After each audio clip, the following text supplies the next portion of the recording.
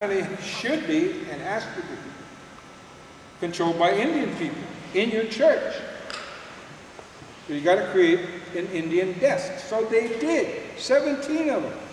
In their headquarters, wherever those headquarters were, they established an Indian desk, and the monies they solicited from their own people, the Christian Indians in their denomination got to spend it. And they controlled how to spend it. You know, we've never gotten a thank you. We never got a thank you from the Christian Indians. And those desks lasted for at least a decade, and millions of dollars were collected in the name of Indian children. And those Christian Indians got to spend it, and they never said thank you to us to this very day. Now it started all over again. All of these Christians collecting money in our name. But the point is, there's a reason to start another AIM chapter, yes. But I saw that. And when I saw that, it just started making me feel good. Simple. So I didn't go back to work.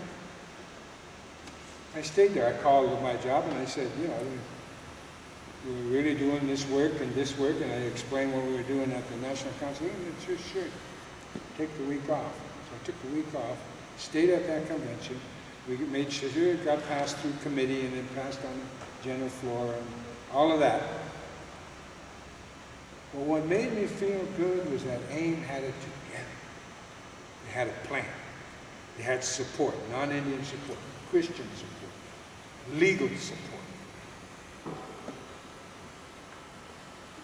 And that's how we did things. We strategized. But you see, what is missing and what really convinced me to join, I was in my suit and tie and everything, and I asked Dennis there in Detroit, I said, how do I join AIM? He said, you just did.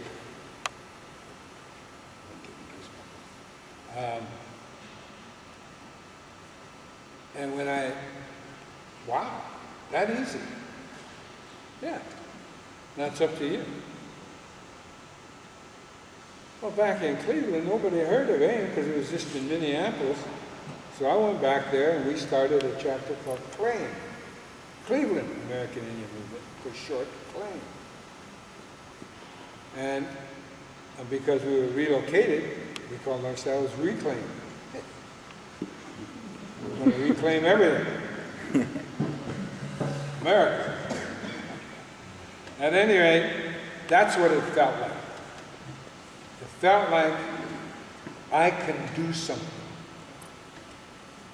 It felt, and there's people who think like me, feel like me. That's really, really, really important.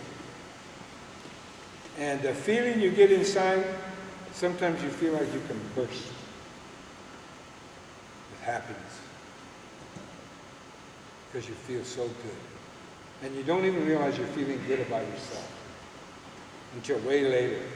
You'll think back, oh wow, I was feeling good because I thought it was AIM. It was me. You know? And life's worth living. So on the plane ride back home, back to Cleveland, I wrote out my resignation. And that's the last time I worked for the Red Man. So, and how I started in movies, by the way? How I started in movies was because Michael Mann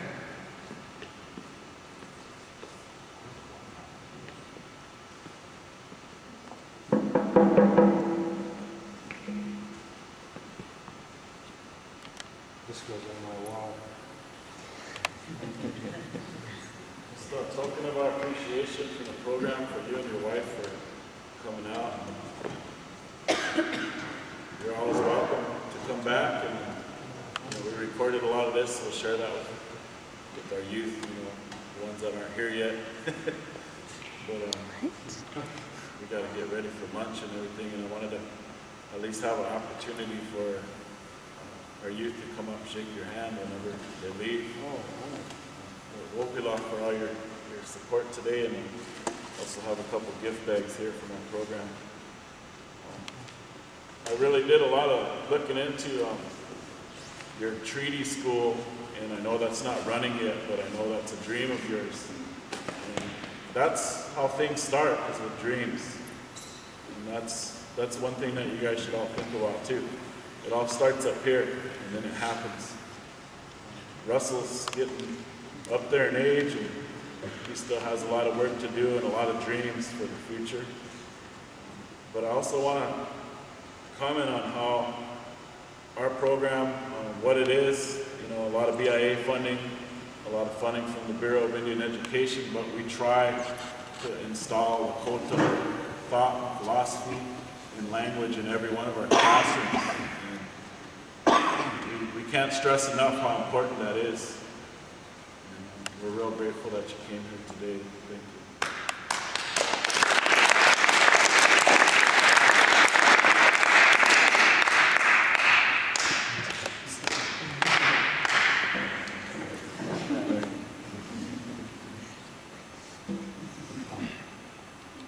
I just wanted to let you know that how I got into the movies is because of AIM.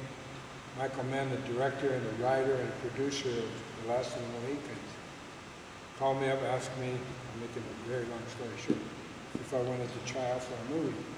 Later on, when I won the role against Dennis Banks, who was my competition, I won the role. I asked him, why did you pick me? I'm not an actor, neither is Dennis, but how come you picked it? He said, the character that you play, Chingachgook, he said, I was a documentary filmmaker when you were in AIM in the early 70s, and I wanted what you represented to the world, I wanted captured in Chingachgook, and the character I wrote. And so I said, I wanted to see if you guys could act, because that's what I wanted in that character. Wow, blew me away. So that's how I got into acting. And now I've done 22 movies, and I'm on my way to do a theater, a play. I'm the only Indian in the play. So hopefully I'll reach Broadway and see where it goes from there. But